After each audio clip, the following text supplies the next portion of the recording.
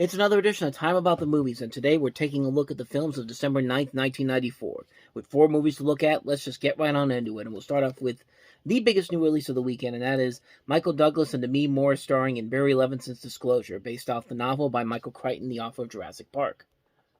Ring around his neck? This is a tie. Daddy's getting a promotion. Today was to be the biggest day of Tom Sanders' career. What happened? I didn't get it. The new vice president will be Meredith Johnson. Meredith? We don't know anything about this woman. I do. I had a thing with her. But now, his entire future Do you have a problem working for me? Oh, Tom, what are you gonna do? grin and bear it like I usually do and hope it doesn't get any worse, is about to fall into the hands. I have a family now. That's exactly why I can trust you. You have a lot more to lose than I do. Of a woman from his past. Wait a second, Meredith. Wait a second. Nobody has to know. Nobody gets hurt. You can't just stop. I'm not gonna do this. You can't stop. She said you sexually harassed her. She harassed me. Get back here and you finish what you started or you're dead. Do you hear me? You are dead. We just have to hope he's smart enough to see he doesn't have any options. I want to know whether I can sue her for sexual harassment. It's a very dangerous game, Mr. Sanders. Are you willing to play it? When push comes to shove, he doesn't have the guts. Oh, don't tell me you're scared of me. They're setting me up. We pushed him too hard. He has nothing to lose. Well, he hasn't told his wife yet. How could you make that woman into a hide? If they can come in here between me and my wife, take my job, take a family, the house that we have made. This is a bomb we're sitting on that can blow everything sky high. The thought of losing millions of dollars happens to get stuck right here. Poor Sanders. You have no idea what you're up against. As usual. We'll see.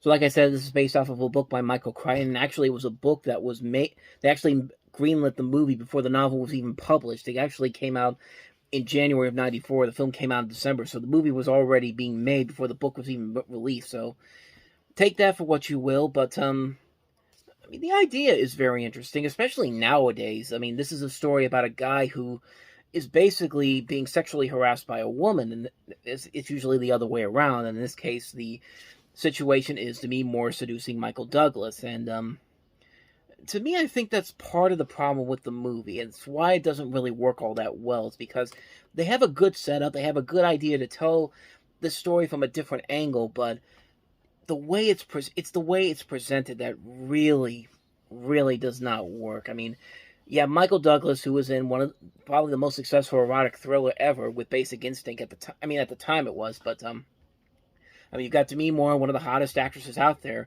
and unfortunately, the setups in here really do not work whatsoever. I mean, she seduces him right as he gets there, and on the first night that she's there, she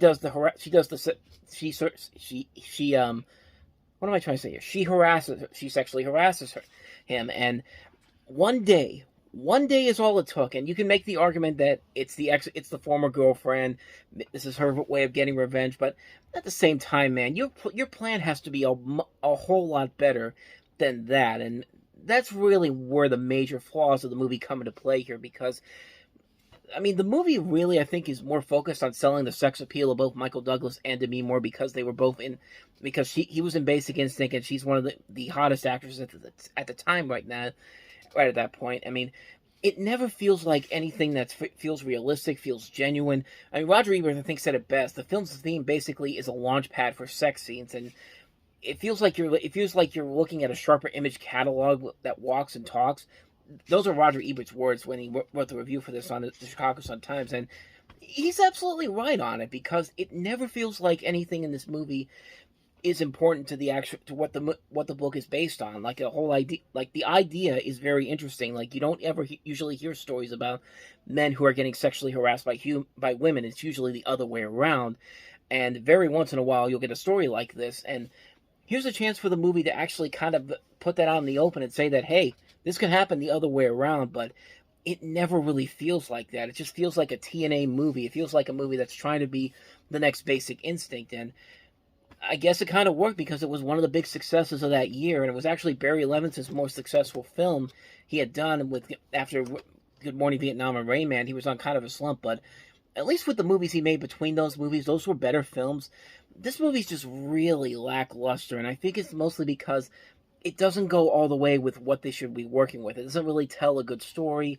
It's not actually putting this main thing in focus. It's just basically trying to sell the sex appeal, and it just doesn't really work like that. And I'll be honest, I never read the book before, so I don't know if this is exactly how the book is being panned out, but one would think that the book was being more subtle with the ideas that they have in here instead of just throwing it out in the open like they do here. I mean, the movie lost me right away when Demi Moore starts harassing him on the first night he's there and she's there. It's just like, you did not waste any time with this whatsoever. You had no plan whatsoever and just saw him and just like, yeah, I'm gonna fuck up your life, and it's just like, it just doesn't work. It's a film that had a lot of good intentions to it, but it just failed on so many levels. It's a really, really terrible movie. Disclosure, a really, really bad film. So with that said, let's move on to the next movie that we have here, and that is Wesley Snipes starring in the action thriller Drop Zone. What I'm offering you, no one else in the world can provide. No one else. $2 million a month for the operations and names of every undercover agent in the world. And I'm willing to prove it by doing it one time for free. In a world of high-tech secrets, the survival of justice is at stake. The whole system's going down. And all that stands between anarchy and order is one man. You got evidence. Make your case to the FBI. You're gonna have to do better than this time on Creef fella. He's DEA. Moncrief is DEA? We tested your free sample and decided we want more. God bless America. Mr. High-Jacking, put your hands down! Go! Go! It was a setup. A what? A setup. What are you saying, Nestor? If you want my help, 15,000. 15,000? What do you care anyway? It's the government's money. The other U.S. Marshal has acquired some information. I'm impressed. Not with you. The other Marshal. A 747 at 500 knots could rip a jumper clear apart. A C4 explosive, flashbang residue. This is serious guacamole. It means I'm in the right place.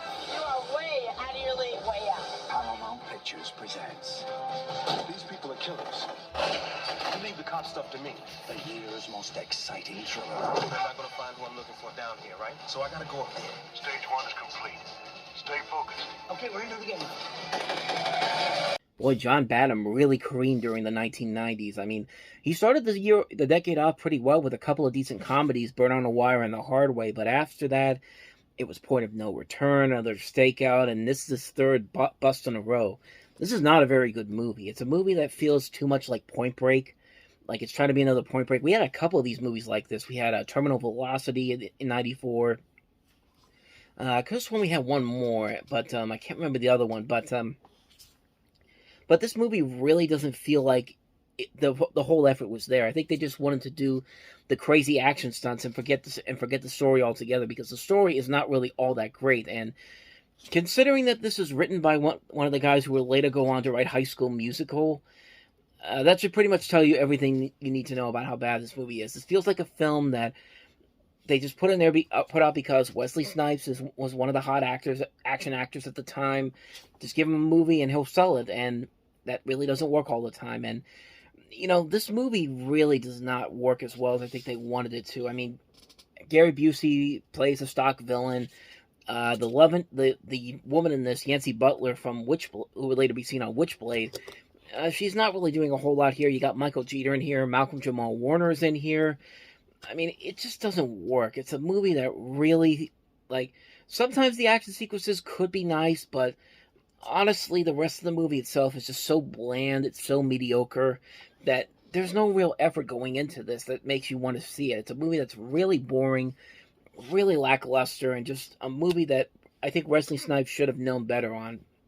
Actually, come to think of it, 1994 probably wasn't a good year for Wesley Snipes, because he started the year off with Sugar Hill. I'm trying to remember what else he was in. Let me see. I'm looking on Wikipedia right now. So,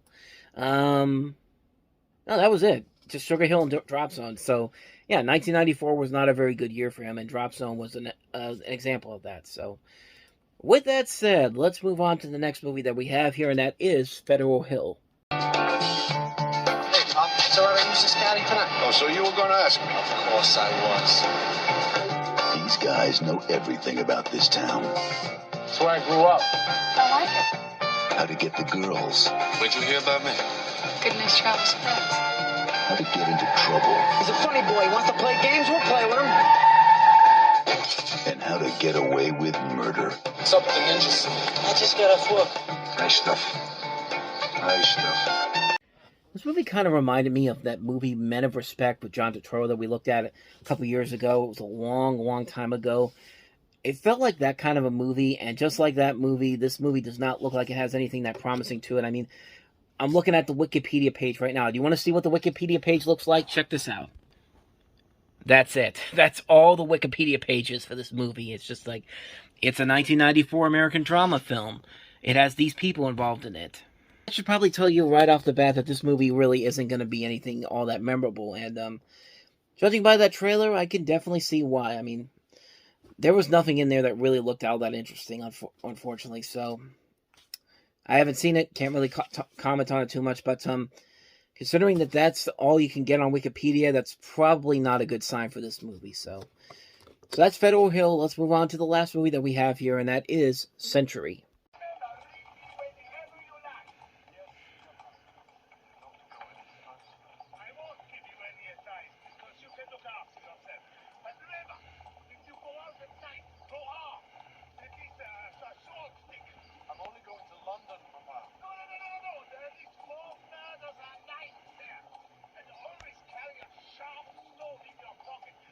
Speaking of movies, we can barely find anything for them. I only found the movie itself on there, on YouTube, because I was trying to look for the trailer and it wasn't on there.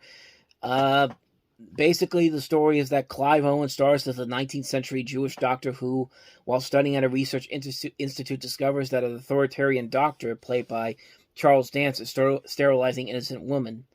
Has Mark Strong in it, has Miranda Richardson, has Lena Headey in it, Fiona Walker. And that's really all I got for you, because I've never seen this movie. And again, kind of like with Federal Hill, if there's not really if there's not really a whole lot there on Wikipedia, then there probably isn't anything worthy about this movie in particular. So, yeah, that's pretty much all I got for you on that one. So that is Century. So with that said, we wrap up another edition of Time About the Movies. Next time we meet, we'll look at the middle of December with 4 more movies, including Jim Carrey and Jeff Daniels in the comedy Dumb and Dumber, Michael Keaton and Gina Davis starring in Speechless, Immortal Beloved, and also Jodie Foster in Nell. So we'll look at those 4 movies next time. Until then, though, thank you very much for watching, and if you want to see more videos like this, please hit the playlist on the next page, check out the previous episode, and I'll see you guys tomorrow for another episode. So thank you for watching. I'll see you next time, and until then, as always, take care.